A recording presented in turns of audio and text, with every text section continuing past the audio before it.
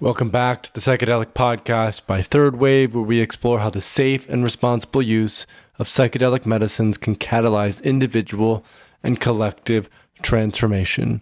Today, I am speaking with Imran Khan, the Executive Director at the UC Berkeley Center for the Science of Psychedelics.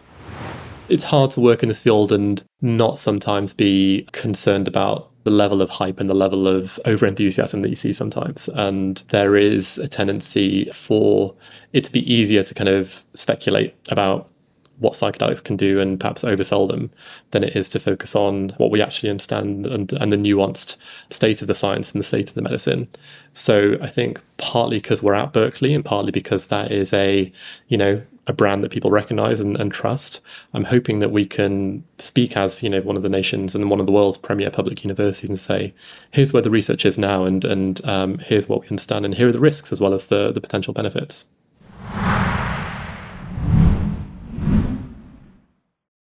Hey listeners, this is Paul Austin, founder and CEO at Third Wave, and welcome back to the Psychedelic Podcast. A few questions that we explored in the podcast today with Imran Khan. How can we responsibly bring psychedelics to the forefront of modern medicine, law, and spirituality?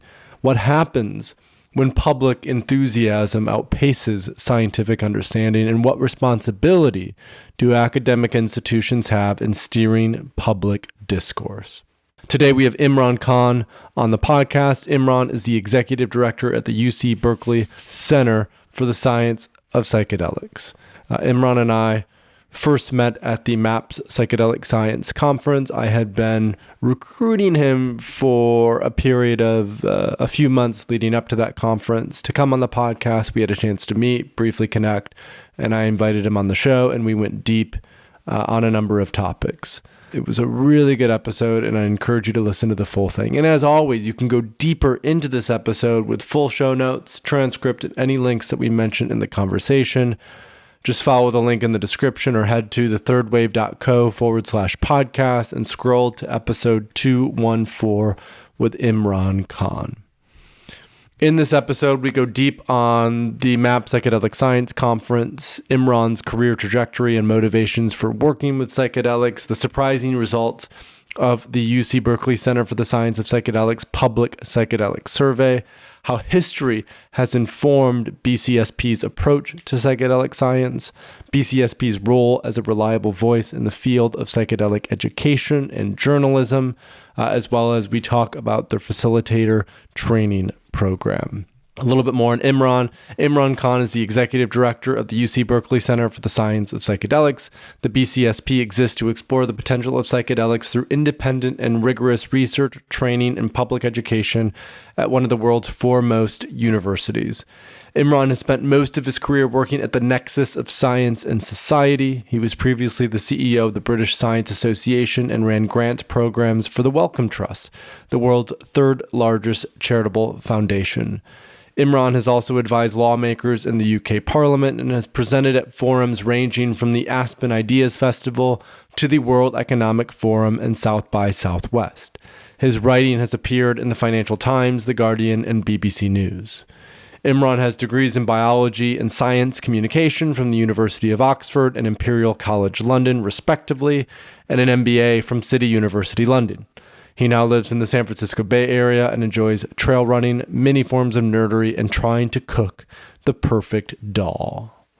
Okay, before we dive in, take a moment to follow the Psychedelic Podcast on your favorite app or like and subscribe on YouTube. It's a simple and small action that you can take right now to amplify psychedelic awareness and help to shift the cultural conversation around psychedelic medicines. We are all in this together. All right, that's it for now. I hope you enjoy my conversation today with Imran Khan. So Imran, we had a chance to meet at the recent MAP Psychedelic Science Conference that was hosted in Denver. This was about 2.5 months ago from the time of this recording. What were some of your impressions as someone who's recently entered this field about the conference, about the contents of the conference, about the people at the conference? What did you walk away from that event thinking and reflecting on? I think the conference, firstly, it was great to see you there. First time I met you in person, so that was a real pleasure. But the conference I think it reminded me of just how both fast-moving and diverse the field of psychedelics is. At that conference, you had people walking around in, full-on business suits. You had people who are kind of looked like they were dressed for a day at the beach. You had everyone in between. And I think one of the things that's most interested me about the psychedelic sector is that psychedelics seem to be touching everything in our society, from medicine to law to religion to neuroscience research to the way in which people are approaching things like relationships and coaching, and it's really hard to think of other fields that have such a kind of wide variety of influences. And that was certainly reflected in the range of different sessions you had at the Psychedelic Science Conference in Denver. And it really touched upon that entire breadth of activity. And it seems to me that one of the really interesting things that's happening in the psychedelic sector right now, is that up until relatively recently, it's sort of been possible to just about have a handle on all of these different strands, that you can be following the kind of the journalism and the business and the research and the therapy, and it all seems to kind of hold together. This might just be a newcomer's perspective, but it feels like we're at a bit of an inflection point where the field is now growing so large that it is starting to kind of have these different strands and threads within it that are somewhat more independent. So just seeing that dynamic in person at Psychedelic Science was really fascinating to me. Yeah, there's a word that's been coming up a lot for me lately, which is coherence. And so as the space has grown and developed, and especially in the last few years, as a lot of institutions have started centers, as there's been billions of dollars in investment that's poured in, as MDMA is on the verge of approval, and you have states like Colorado and now California who are potentially legalizing possession of some of these plant medicines, some of that initial coherence of being the sort of underground movement was starting to dissipate. And I felt like that conference, it just allowed for an opportunity to create some coherence once again within an industry that's really blossomed. And of course, one of the aspects of coherence is not just harmony, but also disharmony, and how those two play off of each other. And so my sense is the discussions, the disagreements across aisles are important. And as long as we continue to come from a place of compassion and understanding, sort of embodying these lessons that so many of us have learned in psychedelics, that sense of care, I really find to be at the heart of this. And that leads me to my next question for you, which is, why do you care about this work? Why did you choose to become the executive director of the UC Berkeley Center for the Science of Psychedelics? I'm happy to answer that. But just to kind of respond to something you just said, I think that point you make about coherence is really important. And again, another thing that strikes me in this field is that people do come to it with all sorts of different motivations. There are some people I've met who are into psychedelics because they want to solve, the worldwide mental health crisis. There are some who believe it'll be the thing that enables us to stop having, political tribalism. There are some who think it's the answer to climate change, or the missing key to help us unlock the mysteries of consciousness. And obviously these things aren't overlapping. They're not mutually exclusive. Some of them are overlapping. But you do see a diversity of those motivations that people bring to it. And I think that sometimes people don't talk about their motivations. They don't say, here's ultimately why I'm interested in this, or there's an expectation that everyone shares the same motivations, which isn't always true. And I think one of the nice things about all getting together in person at somewhere like Denver is that we realize that we don't all need to believe the same things and want the same things, that actually there is enough commonality, enough shared interest, that there is a space that's big enough to hold all of us. So I agree with you on the kind of the interesting tensions in the coherence picture. But as for me, my background into this is through science. So I'm one of those people who originally got a science degree. I studied biology at university, but realized that I didn't quite have the patience to go and become a full-on researcher. So I went and got a master's degree in science communication and became a science journalist, and then worked in science policy. And this is all back in the UK, as you can probably tell by my accent.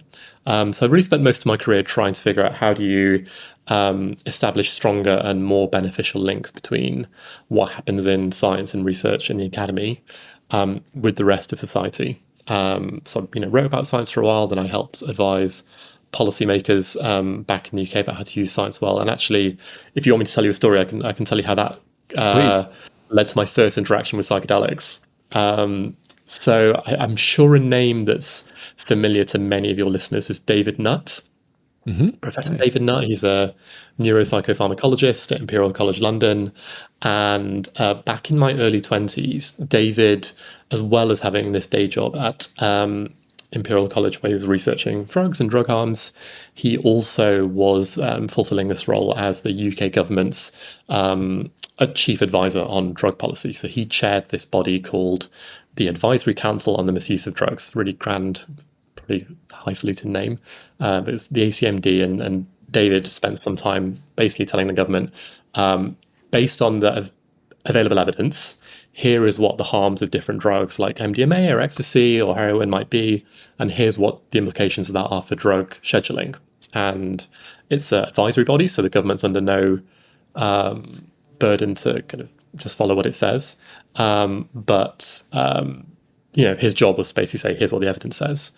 And when he was doing that role, I was, I think, 22 or 23, and I just got this job working for a member of parliament in the House of Commons in the UK. And he was a real science nerd. He was a medical doctor before he became a politician. So he was really interested in this question of how do you create public policies that are grounded in evidence. So that's the kind of work I was doing in parliament. And while I was doing that, a couple of things happened. One is that the UK government decided to raise the scheduling level of cannabis. They were saying that cannabis has got more dangerous. We're going to increase it from, I think, Class C to Class B. And David Nutt came out and said, well, obviously that's your choice, but that's not where the evidence lies. The end of the evidence isn't suggesting that the cannabis is equivalent in harms to other drugs in Class B. So there was a bit of a kind of a media kerfuffle about that, and David got slightly wrapped on the knuckles for disagreeing with government policy. And then a few months later, I think this is a kind of a paper that got published before David actually became a government advisor.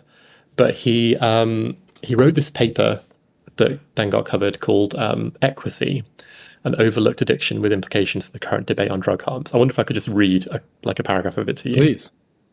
So David writes in this paper, and this kind of goes back to, I think, 2010. And he's talking about this substance called Equacy. And he says, the dangers of Equacy were revealed to me as a result of a recent clinical referral of a woman in her early 30s who had suffered permanent brain damage.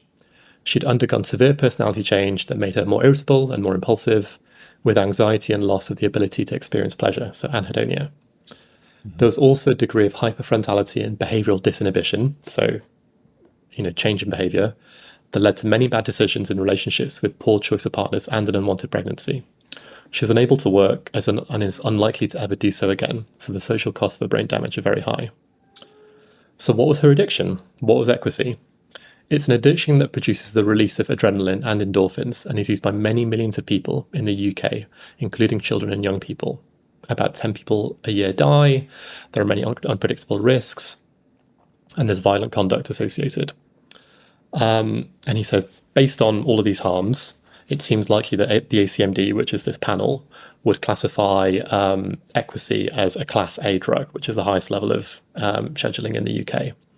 And then he asks, have you worked out what Equacy is yet? It stands for Equine Addiction Syndrome, a condition characterized by gaining pleasure from horses and being prepared to countenance the consequences.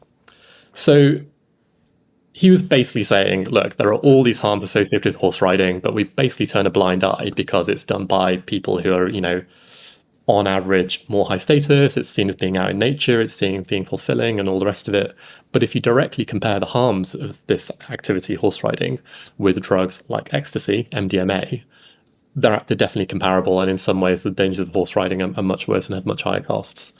And as you can imagine, having already had a bit of a run-in with the UK government on cannabis policy, this led to this almighty row, and he was fired from his position as chair of this panel.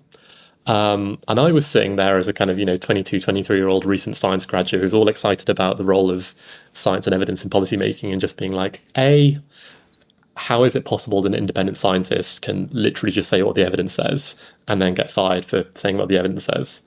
And B, how is it that drug policy seems to be so out of whack with research and science? So at the time, we then launched this campaign to make it harder for the government to fire scientists when for just saying what the evidence says. But that was my first brush with psychedelics, and really made me curious about what these substances are. Why did MDMA such have a bad reputation? What the actual harms associated? And I think that that interest, plus having studied biology at university and really being fascinated by issues around neuroscience and consciousness, they've always been an area of fascination for me.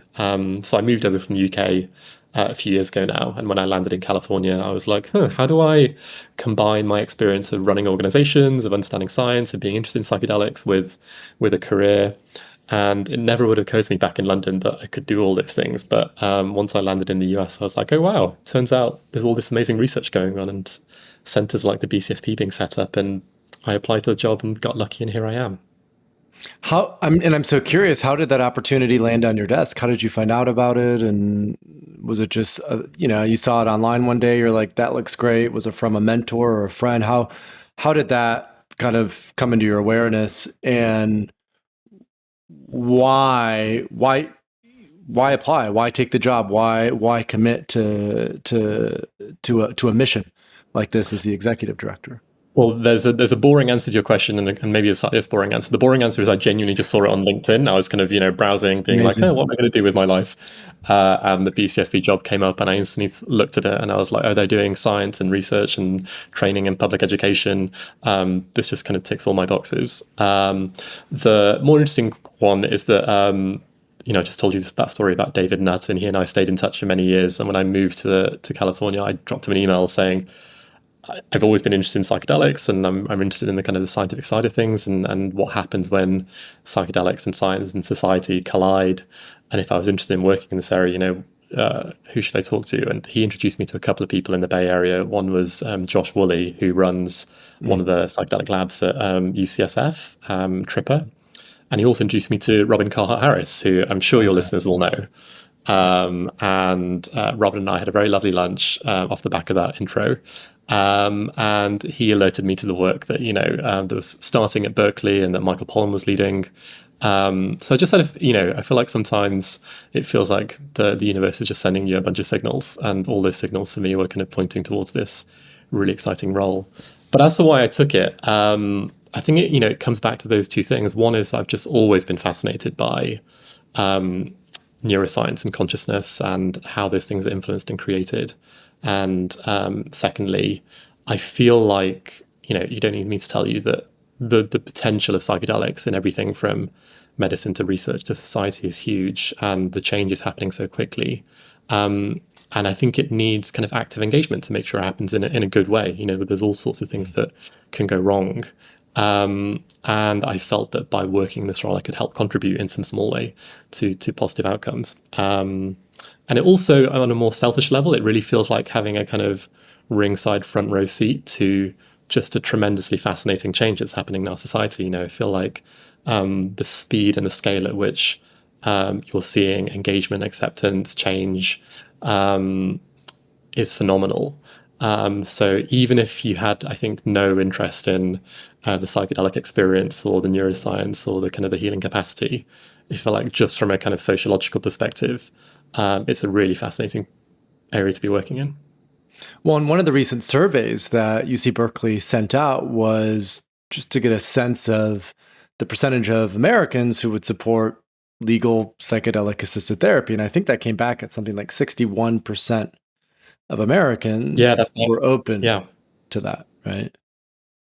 Correct, that's bang on. So it's really surprising. It's one of the things that surprised me most about that survey. So if any of your listeners want to go check it out, the survey is called the Berkeley Psychedelic Survey, and we released it in July. And it was a survey of 1,500 American voters. So it wasn't the population at large, it was a subset of voters. But that does mean it's 1,500 people. That's demographically representative of the voter population as a whole. And yeah, 61% said they would support making it easier to have regulated therapeutic access to psychedelics, which is surprising for a few reasons. One is that 61% is actually higher than the figures that the campaigns in Oregon and Colorado received. So I think those were in the 50s. So the fact that there's this national voter figure showing 61% when there hasn't been a national campaign yet is interesting. And the other reason that it's surprising is that if we looked at a couple of other issues that have been polled on for a long time. So one was same-sex marriage, and the other one was cannabis legalization, marijuana legalization. And both of those are now at kind of over 60% support, but it took decades. So I think for same-sex marriage, Gallup has been measuring this for, I think, almost 50 years. And it took literally 20, 30, 40 years of campaigning to get the public from a place of, I think, 1 in 5 people supported legalizing same-sex marriage to get to that 60% figure. And the same for marijuana. It took a long time of campaigning to get the public to where they are now. Whereas with psychedelics, we don't have historical data. It could be, for all we know, it could have been higher last year and it's dropped. But the fact that it's already at 61% suggests to me that there's a remarkable public interest and engagement with psychedelics, which is surprising given how recent the so-called resurgence in interest has been. Why do you think that is? Why have we moved so quickly? I started Third Wave in 2015, right? At that point in time, still a lot of stigma. Michael Pollan's book, and I want to dive a little bit more into Michael and that, kind of the center at Berkeley and all that. But Pollan's book came out in 2018, and now 5 years later, it's like there's been this massive shift. Why do you think there's been such a quick and massive shift in the direction of supporting psychedelics? That's a really great question. I have my suspicions and hunches, which I'll happily speculate on, but I'd love to hear your thoughts as well, actually. So perhaps when I give my 2 pence, you can chip in. I think there's a couple of things. One is that some of the negative sentiment, whether that's public or political, I think was artificial. I think there was I don't think we all know there was a deliberate campaign of government-led anti-psychedelics propaganda. So I think those negative sentiments were probably suppressing a lot of the interest in psychedelics. And once you take that away, which I think has started to happen, it's easier to rebound than it was for something like same-sex marriage, where actually it took a lot of positive engagement and positive advocacy to move the public from where they were. So that's one very speculative theory I have. The other one is that although we were in a time when psychedelics were stigmatized, there was still research going on, not least by people like Roland Griffiths at Johns Hopkins. People were still doing the research, doing the science, publishing, sharing the results. And obviously there was stuff coming up through the underground as well in terms of the practice and people in various ways, quote unquote, legitimizing that knowledge to be shared in the public sphere.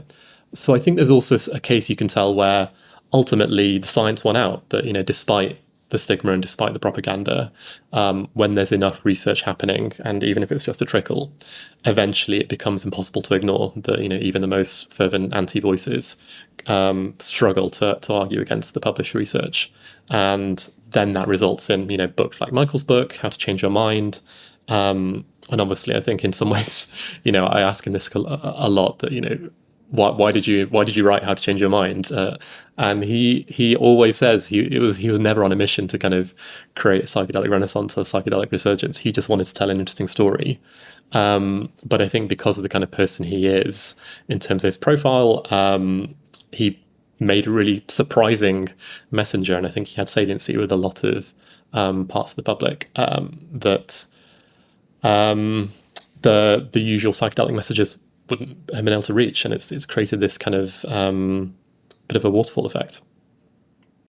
Yeah, it's almost like he did a similar thing for the psychedelic movement as what he did for the farm to table movement, where with the publication of The Omnivore's Dilemma, he took this very niche thing that was already happening in, New York and maybe in San Francisco, and all of a sudden generated this cultural, swelling of interest in it, where we had documentaries like Food Inc.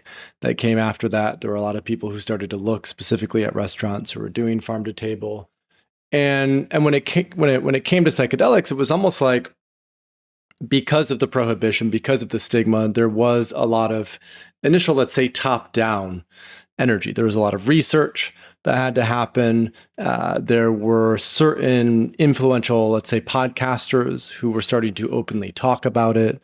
There was other people like Michael who wrote books and helped to destigmatize it. And that almost created this opportunity for the mycelial network, if you will, the underground, to feel more comfortable talking about it in a more public way. Because all of a sudden there wasn't the same fear of repercussions. Oh my gosh, if I talk about this, the FBI might be listening to me. They might be tapping my phone. They might come and arrest me. All of a sudden it was like, oh no, we don't have to worry about that anymore, because the stigma has shifted. The awareness of the benefits have shifted. And I think what that allowed for is a lot more people just started openly talking about it and sharing with friends and family.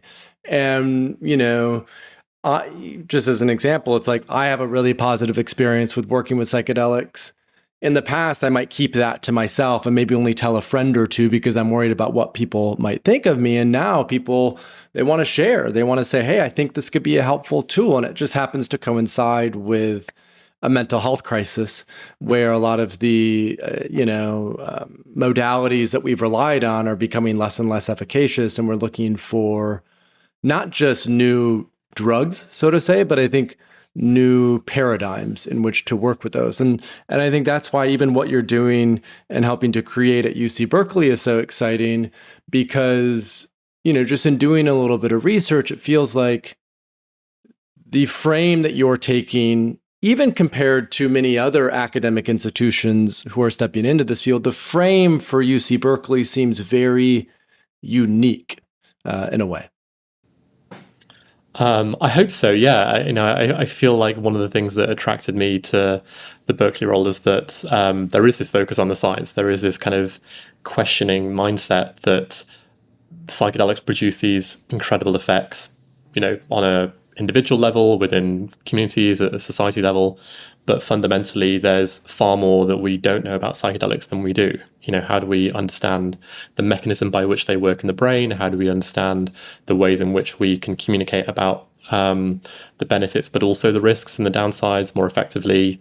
When it comes to things like training psychedelic facilitators, how do we understand what good looks like there? And, it feels like we're kind of venturing into the unknown. How do we develop best practice? So I feel like, one of the things that set Berkeley's research program apart is that we don't actually have any clinical or therapeutic research going on. So obviously that kind of work is incredibly important, and I'm super glad it's happening in all sorts of different institutions. But at Berkeley, we've decided to focus on basic fundamental research. We're saying that, for instance, we know that psychedelics have these effects in the brain. Can we understand at a cellular level what's actually going on and what the mechanisms are? So that's one thing that I think is kind of pretty unique about Berkeley. And the other one is this commitment to the whole question of public education and societal engagement, saying that this research won't be as useful as it could be if it just stays within the academy. How do we work on building on Michael Pollan's work and supporting journalism, supporting public education, making it accessible to as many people as possible?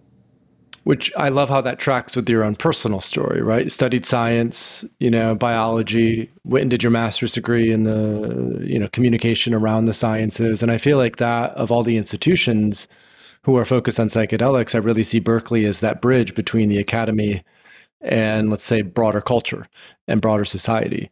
And I'm curious, I'm gonna try to tie a couple pieces together here. There obviously is a rich history of psychedelic use in the Bay Area, and we know what happened in the '60s with this sort of backlash. And so I'm curious how you think the historical past of psychedelics, specific to the Bay Area, has informed the UC Berkeley approach to the science of psychedelics and the center that's been set up?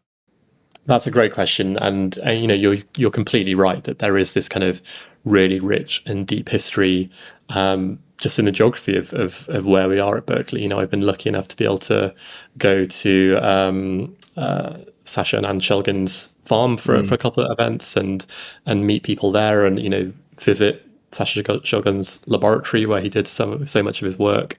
And that was an amazing experience. But one of the things that I picked up from that is that it's an experience that's shared by a lot of people who work in this space. A lot of the people who are now helping make the Berkeley Center for the Science of Psychedelics what it is share that history too. One of our faculty, Professor David Presti, he's been teaching at Berkeley for literally decades. So he's run this kind of incredibly popular course called Drugs in the Brain, which I think for a lot of the time it's been in existence has been the single most subscribed course at UC Berkeley, and for most of the time he's always had the biggest lecture theatre. I think he's recently been overtaken by a computer science course, so he's now kind of second or third, but it's still pretty impressive. But he's been teaching that course for decades. And, one of the things that I've always find lovely is I go around telling people what I do and what we're trying to do at Berkeley. And often the first thing they ask is, do you know David Presti? I took his course, and, David was friends with Sasha Shulgin back in the day as well, and wrote a beautiful obituary for him when he passed recently. And we just released an online version of David's course. It's called Psychedelics in the Mind. It's an 8-module university-level free-to-access course that's available on edX. And a lot of the stuff that David talks about in that course is not just the kind of the neuroscience and the neurochemistry, but also about the social side of this. What was happening in the kind of the 60s and 70s, and what influence did people like Timothy Leary have? And obviously he spent time at Berkeley as well as Harvard. So yeah, I constantly run into those threads, even as someone who's new to the Bay Area and new to psychedelics. That sense of the Bay Area being a kind of very particular place where so much of the work has been done feels very tangible. Not to mention, the influence of Burning Man and all that stuff that goes on next door.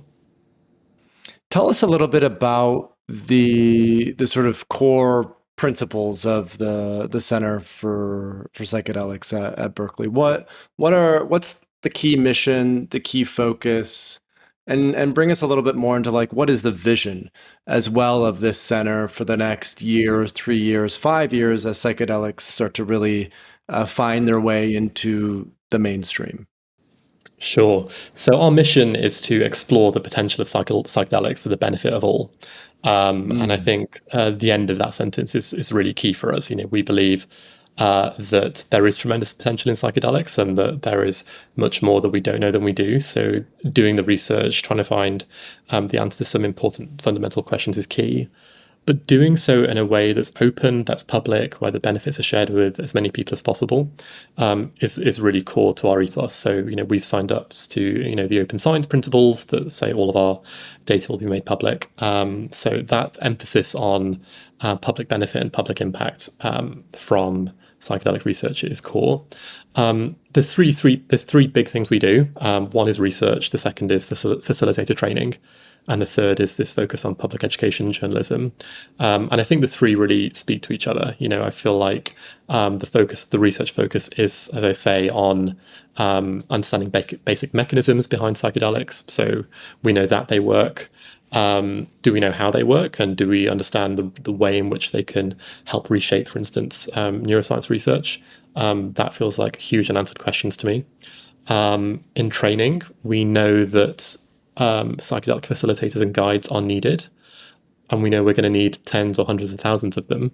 But do we understand how best to create that future? And I think the answer is there's need for more experimentation and more research there. So we are running our own training program, but we're also publishing on the findings of that so it can support the rest of the field.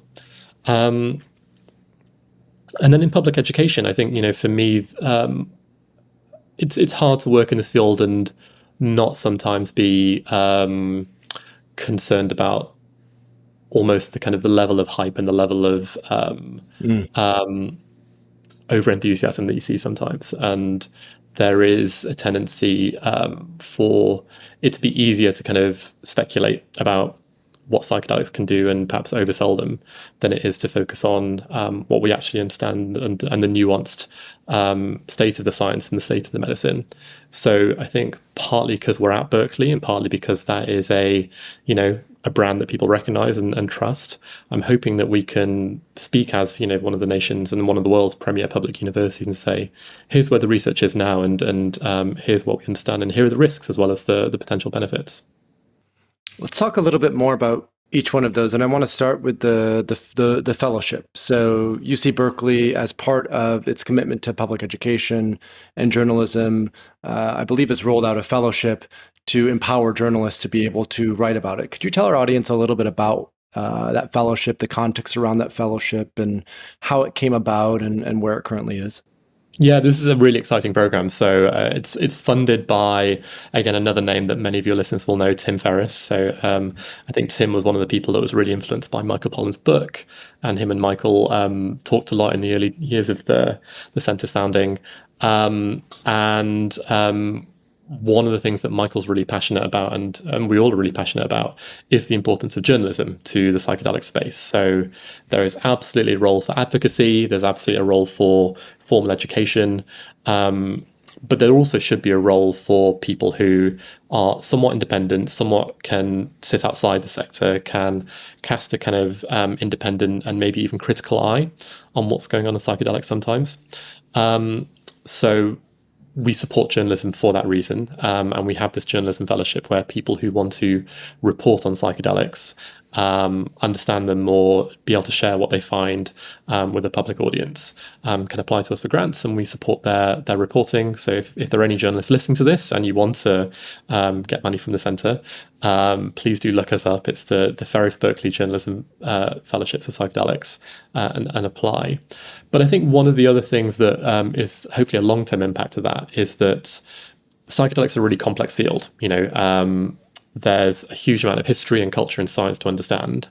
And there is a risk that as they become more prominent in society and that they are reported on, they might be reported on by people who don't fully understand the context and don't fully understand the research. So one of the things that we hope is that by supporting an annual cohort of journalists who are reporting on psychedelics, that will create this community of journalists in the future who understand the field well enough to report accurately. And that, again, that doesn't necessarily mean reporting only the positives, but it does mean that given that context is key for psychedelics, that we're supporting the generation of more psychedelic journalists too. Well, and this appears to be another lesson from the 60s. There was a lot of, as we both know, positive momentum around the clinical research for LSD in particular in the 1950s. And then, of course, the counterculture and Leary and Alpert and Ken Kesey and, LSD started to filter out. And there ended up being this sort of media backlash in some ways where they were only reporting then on a lot of these acid casualties, for lack of a better term. And so initially when I saw the fellowship that was announced, maybe it was announced 12 to 18 months ago initially when I first saw it, my first thought was, oh, this will be a great way to ensure that doesn't happen again. And then as I thought more about it and the nuance of it, what came to mind was, okay, certainly we want to mitigate or avoid an overemphasis in the media on all of the negative repercussions and consequences. And as you've mentioned already, as we're in this sort of hype cycle, there has been a lot of hyperbole that has found its way into the psychedelic conversation as well. And as I've reflected on it more, it almost seems like the maybe greatest utility of this fellowship is to find that middle way. Right? Mm-hmm. Like, how do we still emphasize the benefits, believe in the power of these substances to really heal and transform people, but also not necessarily whitewash some of the challenges, some of the people who have had psychotic breaks, some of the folks who maybe have experienced deaths in their family from people who have taken way too many mushrooms and done something that has led to death. I think finding that middle way is important. And there's an element of that I see again and again where the psychedelic sector, if you will, is taking responsibility to self-regulate. And that's both coming from a top-down perspective when it comes to, for example, someone like Tim Ferriss. But there's also this sort of bottom-up movement of really watching out for one another and watching out for the space at large. And as an example of that, even when it comes to providers in the space, there's more and more folks that are willing to talk about, let's say, negative experiences that they've had or unethical providers that they've worked with, which I think is necessary in a space that's still largely illegal, if you will, to help watch out for one another to ensure that these are done safely, effectively, and of course ethically. I think that's completely right. And, one of the things I used to work on and back in the UK was the whole question of trust, and particularly trust in science. And what is it that makes things like science and research trustworthy, and what are the things that do the opposite? And I see the question of psychedelic journalism through that lens as well, that I feel like for those people in our society that are looking at psychedelics from the outside in, the fact that we're here having these conversations about risk, that we're here saying that we need independent, sometimes critical journalism, I hope that will be a signal that this is a sector that can work on the things that aren't perfect yet, that can respond to things that go badly, and we're not just trying to pretend that psychedelics are a panacea or psychedelics are the answer to everything, or that no harm or no risk can come, because clearly none of those things are true. And that brings me to the sort of next question about the facilitator training program, because with UC Berkeley coming out, I think it is the first publicly available facilitator training program. I could be mistaken on that, but I don't know yet of any other institutions who are doing their own program and putting their own stamp of approval on that. How do you, as the executive director, kind of look at the overlap of the trust that is there with UC Berkeley, the facilitators that you're training, and the importance for, a strong set of ethics and moral code, quote unquote, as people move into the space? Well, I'm really lucky. I get to work with some amazing faculty and staff here at Berkeley. So our director of training is Professor Tina Trujillo. And she spent, I think, literally years thinking about how to understand best practice in the field, talk to lots of people who've worked in ancestral traditions, as well as underground healers, as well as the best practices coming out of science and research to design this training program. So it lasts pretty much a year. It's almost entirely in person, and it's really focused on advanced professionals. So it's people who have backgrounds in everything from therapy to anesthesiology to general practice. There's a focus on chaplaincy as well.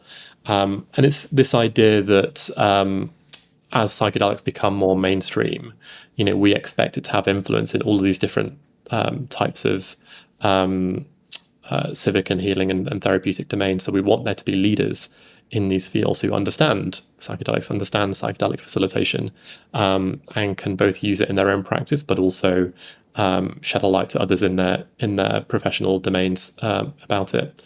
So I think it's hugely exciting. We just graduated our first cohort. They just finished a month or so ago, and we have our next cohort starting this coming weekend. So I'm not sure when the podcast is coming out, but I'm sure that by the time people are listening to this, we'll be well on our way to training our second batch.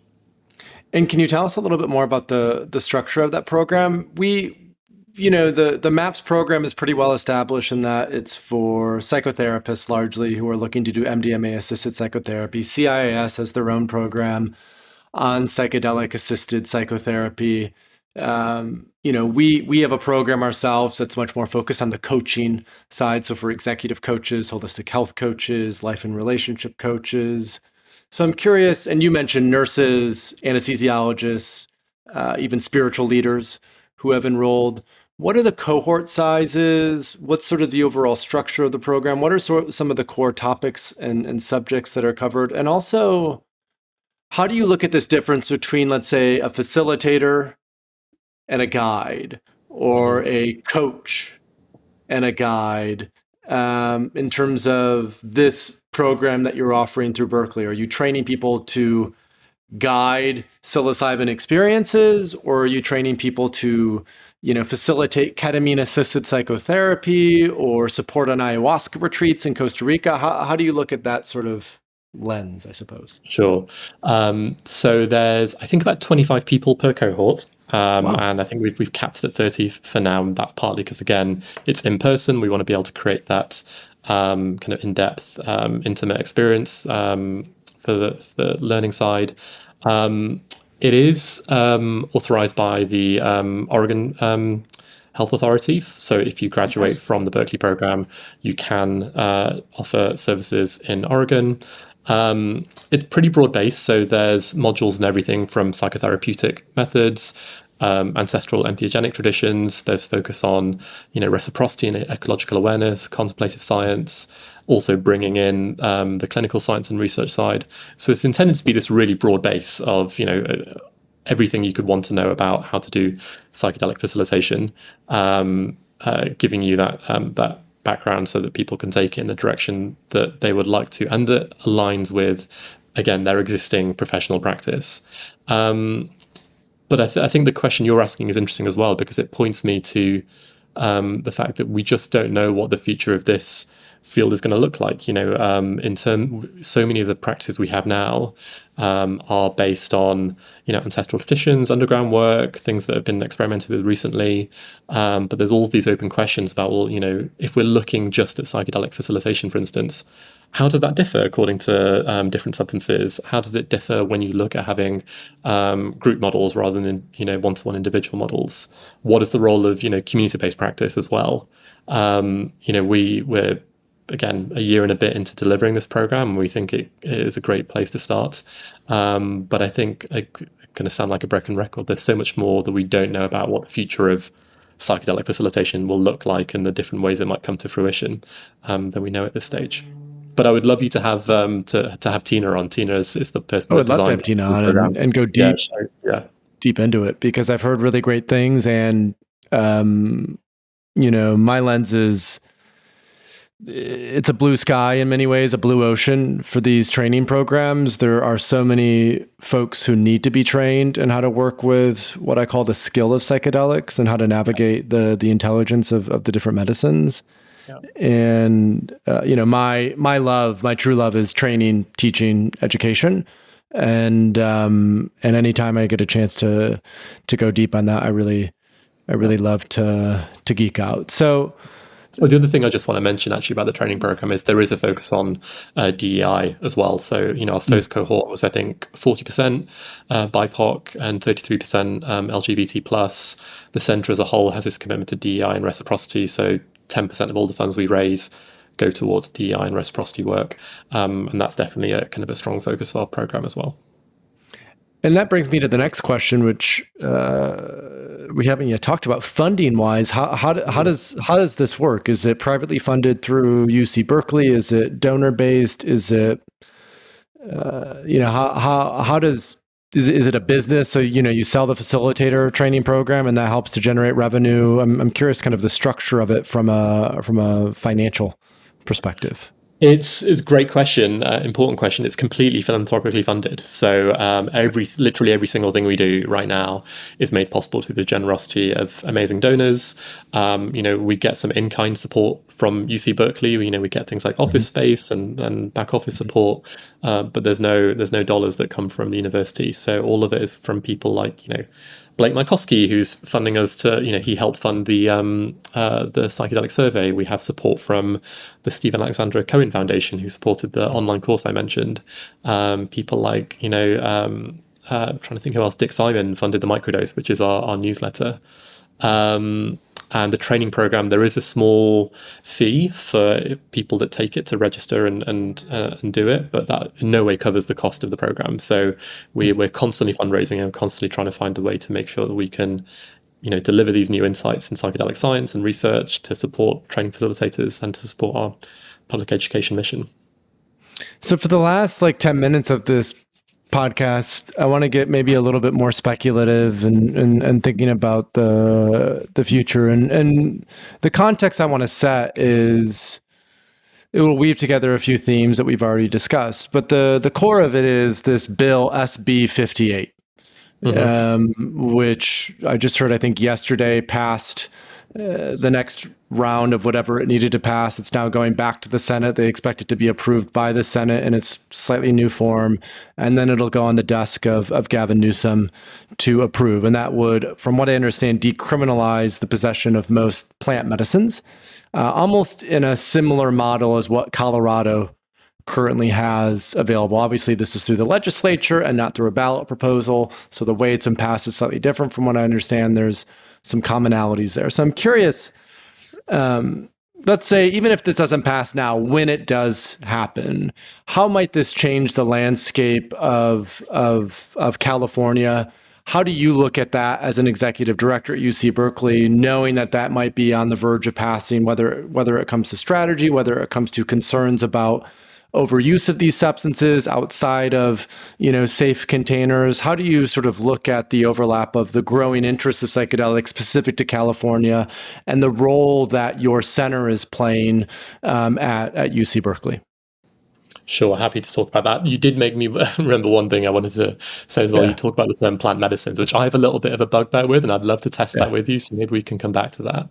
Sure. But in terms of SB 58, yes, it's there's this long running effort to change regulation in California, and it's been 2 steps forward, 1 step back, lots of changes. I think at a kind of a high level, it won't really affect much the way in which we're working at UC Berkeley. So, for instance, our faculty director, Michael Silver, is leading this research program where he's going to be administering psilocybin to volunteers who will then sit in an fMRI machine. So the idea here is to use the visual cortex as a model for seeing how psilocybin affects brain function.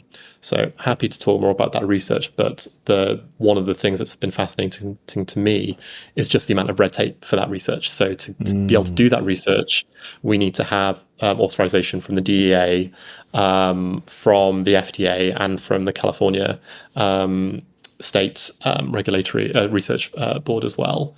And one of the stipulations of the DEA is that because it's a scheduled substance, we need this kind of crazy, literal physical safe on campus at Berkeley to store these tiny, tiny, tiny quantities of psilocybin. And, if one single thing changes in terms of the research protocol, you have to go all the way back to the front. And this is all by way of saying that to do the kind of stuff that we want to do, which is research on federally scheduled substances, the relevant legislation, the relevant regulatory environment is the federal one, the national one. So that's one thing. So the fact that California might change its laws on psychedelics doesn't necessarily change our stance as a federally governed institution. But of course, from a public education perspective, it's really important. We've already had, bits of California move on their own. So obviously, there's places like Oakland which are decriminalizing psychedelics. There's I think moves in the city of Berkeley to decriminalize as well. And it's not hard to imagine that will lead to more people feeling comfortable with trying psychedelics, wanting to know more about them. So for me, that just highlights the importance of really good risk communication, of safety communication, of making it easy for people to understand what are the potential benefits and harms and how do they take good evidence-based measures to protect themselves. And so there's another initiative as well called the TREAT initiative, which I believe is a $5 billion. Would that have more relevance for UC Berkeley and just more funding potentially for the research you want to do, or is it also not necessarily relevant to what you're doing as an institution? No, potentially yes. That's really exciting. I think if that if the TREAT initiative passes and the state of California does set aside these billions and billions of dollars for psychedelic research and medicine and education. I'm hoping certainly that we at UC Berkeley could make a compelling case that our work in trying to understand the nature of psychedelics could be a good way of using some of that funding. So tell us about your bug with plant medicine. So here's my take on plant medicines. Yeah. That people use the term plant medicines as somewhat synonymous with psychedelics, and I just don't think they are. So, for instance, something like ketamine is not a plant. Something like LSD is, originally derived from, fungal compounds, but it's not a plant. Even psilocybin, not a plant. There are some psychedelics like bufo, which are derived from animals. So this kind of focus on MDMA is another example, definitely not plant derived. So I think the word plants is kind of meant to imply some kind of nature-based connection, which I don't think is always there.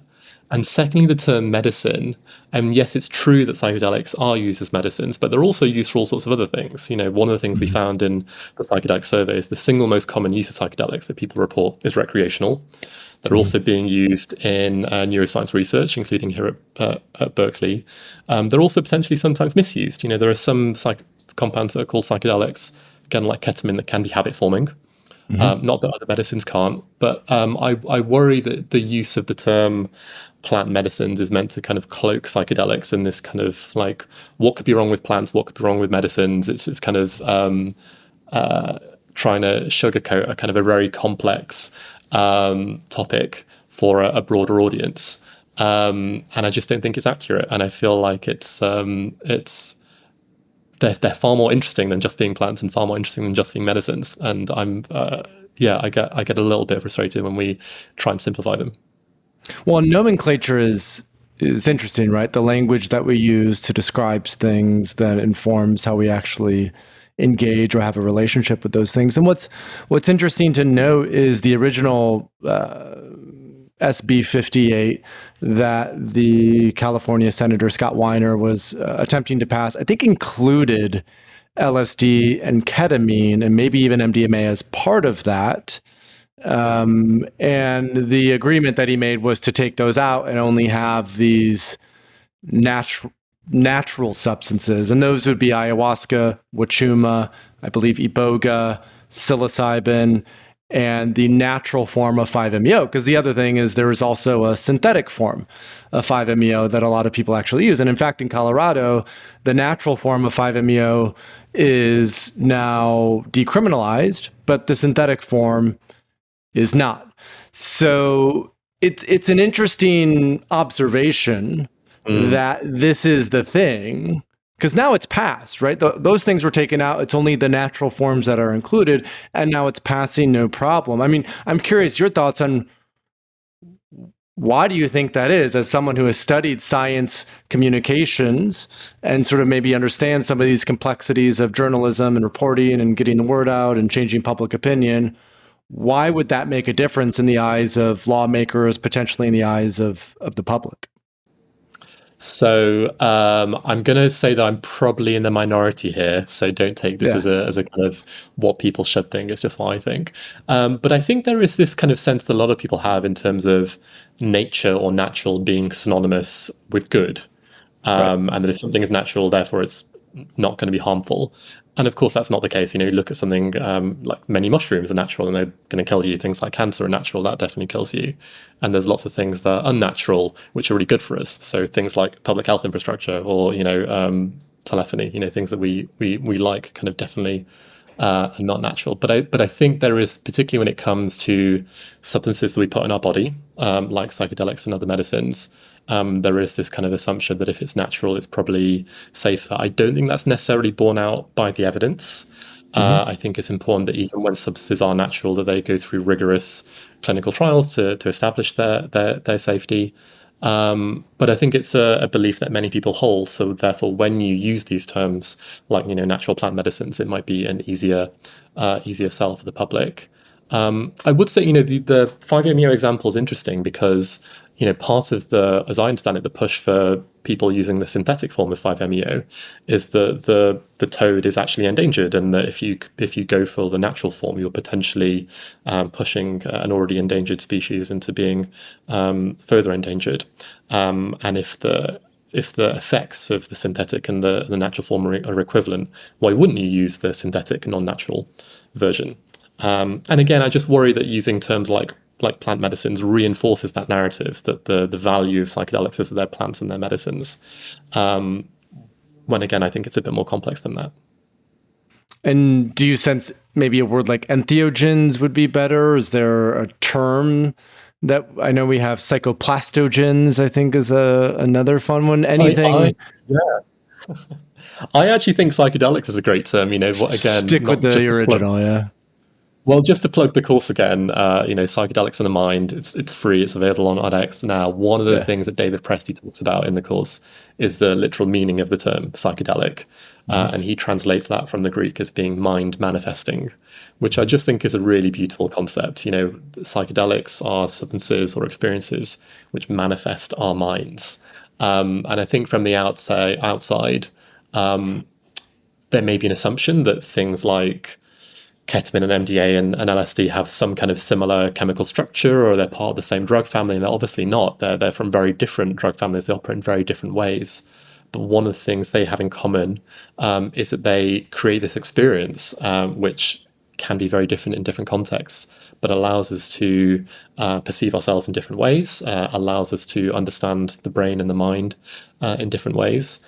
And I think that it's such a beautiful word, psychedelic, mind manifesting, that I feel we should use it more. And maybe that's part of the work in terms of public education through Berkeley. Even it's how can we destigmatize the word itself? Because having been in this space for many years, I know one of the especially early on, there was all this talk about how do we change the name? How do we get rid of the name psychedelics? Because there's so much stigma. And I was always of the opinion, as you are, that it's a really beautiful name, that it actually has a ring to it. It's very accurate in terms of the mind manifesting. And of course, the Greeks, the word psyche, we contextualize it as mind. They saw there being this relationship between the mind and the soul. So some people even contextualize it as soul manifesting. There's an essence that comes forward through psychedelics that otherwise we are not really able to access because of the egoic mind, or whatever frame you want to put on it. So I think that sense of retrieving the power of the word psychedelic and really standing behind it and owning it rather than shying away from it is something that I hope we're able to get to. And then I think with academies and institutions like Berkeley having centers for the science of psychedelics, it's going to go a long ways to help sort of recontextualize public opinion just around that word in and of itself. We started this conversation with you asking about Denver and Psychedelic Science 2023, and you just reminded me of one other thing which stood out, is that we had a very small stand on the kind of exhibition hall, and it was, many of your listeners will be there. It was kind of organized chaos though. Everyone from people selling mushroom plushies to advertising kind of VR and psychedelics and everything else, and we had this very, very low tech stand which was just handing out flyers for our new course and talking to people about our research. So we kind of felt in a funny way a little bit out of place. But one of the things that struck me over and over is that people kept coming up to our stand and wanting to know about us and saying, "Oh, we're so glad Berkeley's doing this." And it manifested to me that actually in a field that still feels like it's kind of growing and changing and almost exploding in interest, there are relatively few institutions like Berkeley, kind of globally recognized research names that are investing heavily in this space and trying to show that this is a real matter of legitimate scientific and public and civic inquiry. And if nothing else, I hope that the rest of society takes that seriously, that organizations like UC Berkeley think that psychedelics are really important and need more attention. And I'm glad that we can contribute to that. This was a pleasure to chat with you today, Imran. We covered a lot. We talked a little bit about your past, your history, how you got into the space with that incredible David Nutt story, and then talked a lot about the UC Berkeley Center for the Science of Psychedelics, about the public education you're doing, the research, and the facilitator training.